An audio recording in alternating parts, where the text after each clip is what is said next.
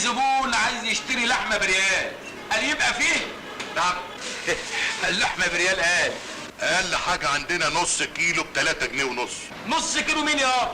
احنا بنشتري اللحمه بتاعتنا بالجمعه، بنشتري بال10 كيلو بال14 كيلو بلد، وفي العيد بنذبح عجليه. اي والله بنذبح عجليه.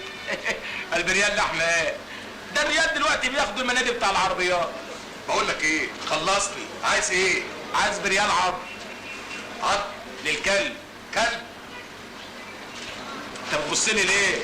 للكلب بتاعي اللي في البيت. مش باين عليك عندك كلب ابدا. وهو الناس بيبان ان عندهم كلاب ازاي؟ بيهوهوم. بقول لك ايه، خلصنا، انا ما عنديش وقت. عايز بريال عض للكلب.